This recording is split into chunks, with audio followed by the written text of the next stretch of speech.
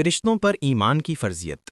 اللہ تعالیٰ کا ارشاد ہے، نیکی یہ نہیں کہ تم اپنے منہ مشرق یا مغرب کی طرف پھیر لو، بلکہ نیکی تو یہ ہے کہ کوئی اللہ پر اور یوم آخرت پر اور فرشتوں پر اور آسمانی کتابوں پر اور انبیاء پر ایمان لائے۔ اللہ تعالیٰ کا ارشاد ہے، رسول ایمان لائے اس کتاب پر جو ان کے رب کی طرف سے ان پر نازل کی گئی ہے، اور مومنوں نے بھی سبھی اللہ پر، اس کے فرشتوں پر، اس کی کتابوں پر اور اس کے رسولوں پر ایمان لائے، اور وہ کہتے ہیں کہ ہم اس کے رسولوں کے درمیان کوئی فرق نہیں کرتے۔ اللہ تعالیٰ کا ارشاد ہے، جس شخص نے اللہ کا، اس کے فرشتوں کا، اس کی کتابوں کا، اس کے رسولوں کا اور یوم آخرت کا انکار کیا، وہ یقیناً بہت دور کی گمراہی میں بھٹک گیا۔ ان مبارک آیات میں قرآن مجید ہمیں اس حقیقت کی طرف رہنمائی کرتا ہے کہ فرشتوں پر ایمان عقیدے کا ایک بنیادی پلر یعنی ستون ہے۔ یہ اللہ اور اس کے رسولوں پر نازل ہونے والی وحی کی بنیاد پر ہے، کیونکہ اللہ تعالیٰ کی وحی صرف ایک فرشتے کے ذریعے ہی نبی تک پہنچی ہے، جس کا نام جبرائیل امین ہے، جو وحی کے امین ہیں۔ اس لیے اگر کوئی شخص فرشتوں کے وجود کا انکار کرتا ہے، جیسا کہ قرآن نے واضح طور پر ان کی صفات بیان کی ہیں، تو وہ کافر ہے، کیونکہ اللہ تعالیٰ کا فرمان ہے، اے ایمان والو، ایمان لاؤ اللہ پر اور اس کے رسول پر اور اس کتاب پر جو اس نے اپنے رسول پر نازل کی ہے، اور اس کتاب پر جو اس نے پہلے نازل کی تھی، اور جو شخص اللہ کا، اس کے فرشتوں کا، اس کی کتابوں کا، اس کے رسولوں کا اور یوم آخرت کا انکار کرے تو وہ یقیناً بہت دور کی گمراہی میں بھٹک گیا۔ اس طرح قرآن نے فرشتوں پر ایمان کی فرضیت کو دو طریقوں سے واضح کیا ہے۔ پہلا طریقہ یہ کہ سورۃ البقرہ کی آیت آمن الرسول میں ان لوگوں کے ایمان کی تصدیق کی گئی ہے جو فرشتوں پر ایمان رکھتے ہیں، اور دوسرا طریقہ یہ کہ سورۃ النساء کی آیت میں ان لوگوں کے لیے ایمان کی نفی کی گئی ہے جو فرشتوں کا انکار کرتے ہیں۔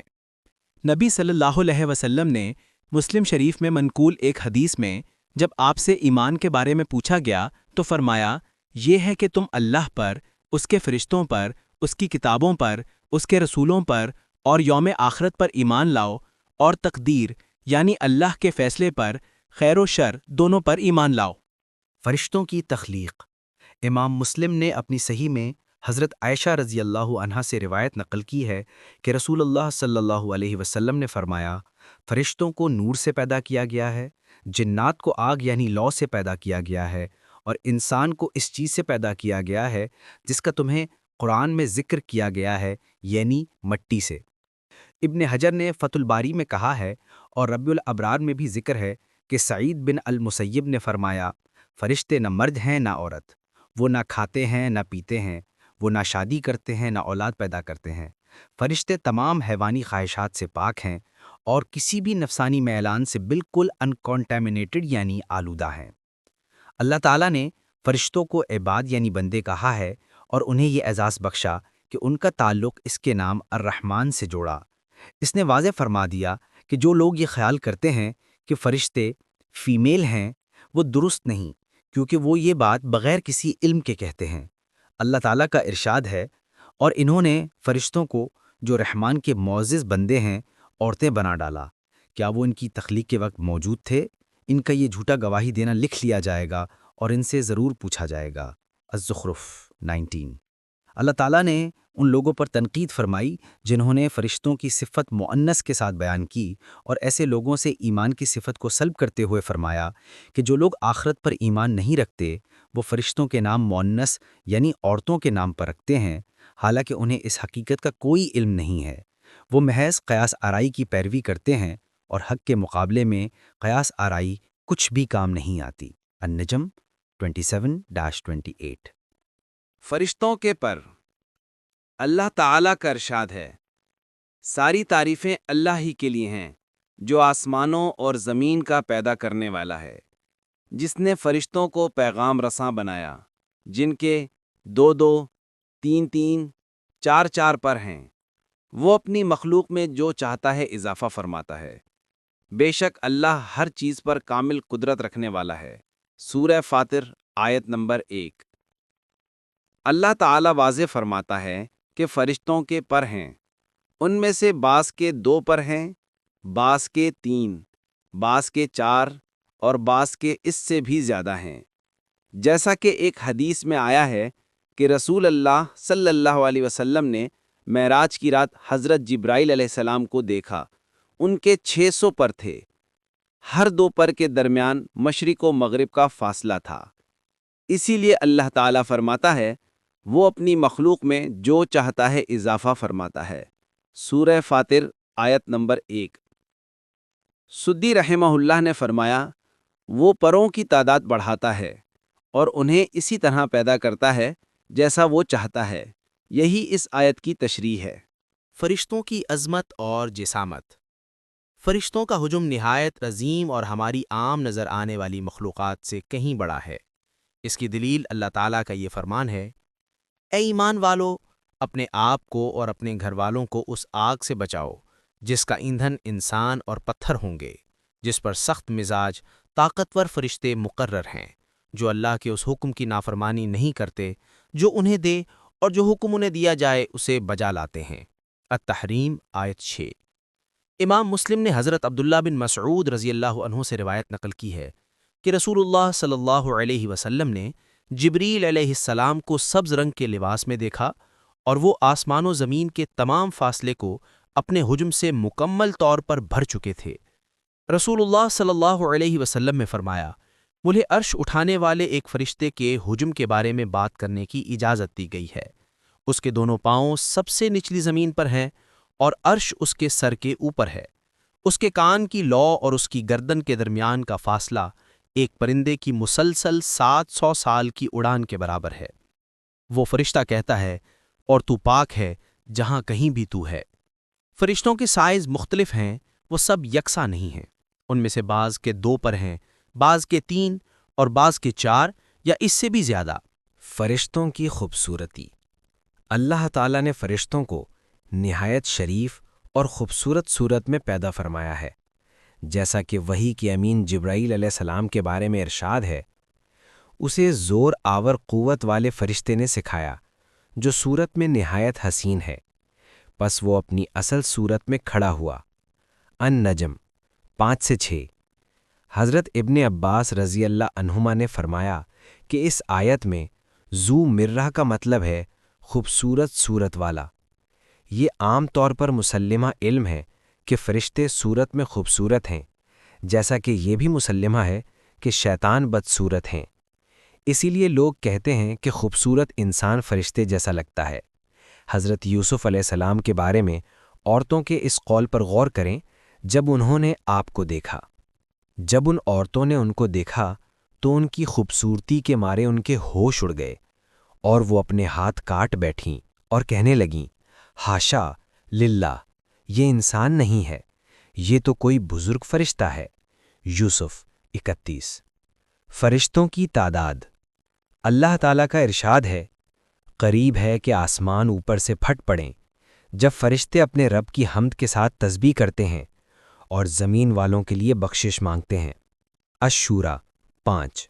اور ارشاد ہے، تیرے رب کے لشکروں کو اس کے سوا کوئی نہیں جانتا۔ المدثر 31۔ فرشتوں کی ان گنت تعداد ہیں جنہیں پیدا کیا گیا ہے، ان کی تعداد کوئی نہیں جانتا سوائے اس ذات کے جس نے انہیں پیدا کیا۔ اگر آپ ان کی تعداد کی عظمت کا اندازہ لگانا چاہیں تو اس حدیث کو سنیں۔ نبی صلی اللہ علیہ وسلم نے فرمایا، آسمان کرہاتا ہے اور اسے کرہانے کا حق ہے۔ آپ صلی اللہ علیہ وسلم نے فرمایا، اس دن جہنم کو 70,000 لگاموں سے کھینچا جائے گا اور ہر لگام کو 70,000 فرشتے پکڑے ہوئے ہوں گے۔ اس حساب سے صرف قیامت کے دن جہنم کو لانے والے فرشتوں کی تعداد 9 لاکھ یعنی 4 ارب 90 کروڑ ہوگی۔ اگر آپ ان انسانوں کی دیکھ بھال کرنے والے فرشتوں کے متعلق منقولہ نصوص پر غور کریں تو آپ ان کی تعداد کی وسعت کو سمجھ جائیں گے۔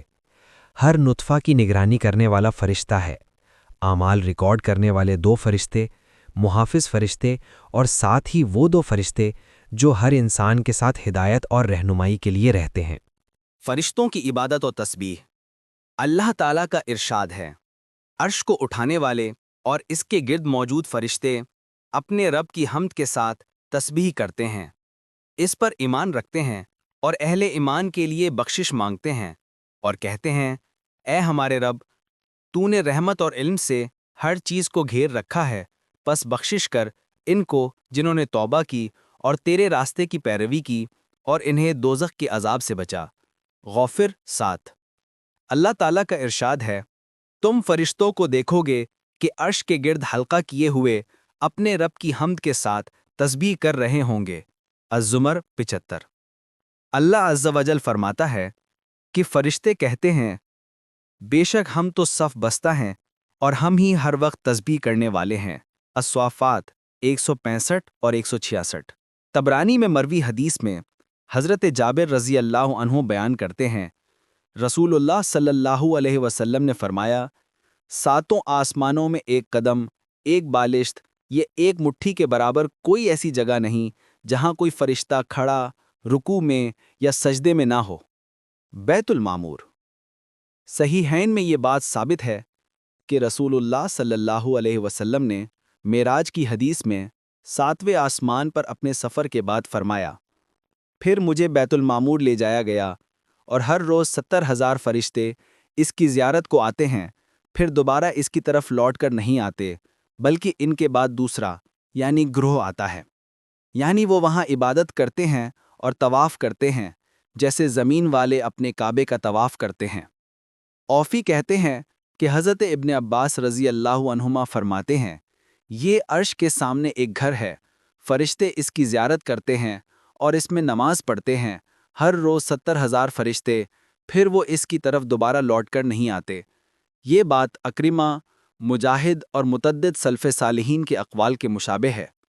محمد بن المنقدر نے کہا، جب آگ یعنی جہنم پیدا کی گئی تو فرشتوں کے دل خوف سے دہل گئے، جب حضرت آدم علیہ السلام پیدا کیے گئے تو وہ اپنی جگہوں پر لوٹ آئے۔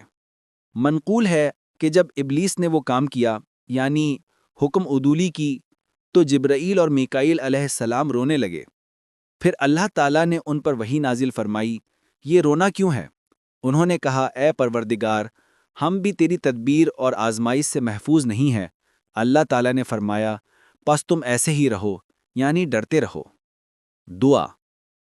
اے میرے معبود، تیرے سوا کوئی عبادت کے لائق کوئی رب موجود نہیں، ہرگز نہیں، اور تیرے سوا کوئی محافظ نہیں جس کے پاس پناہ لی جائے۔ اے وہ ذات جس کے آگے تمام چہرے عاجزی جھکاتے ہیں اور جس کی وحدانیت کا اقرار تمام مخلوق کرتی ہے، تو ہی یکتا خدا ہے جسے تمام دل مانتے ہیں اور جس کی گواہی سب دیتے ہیں۔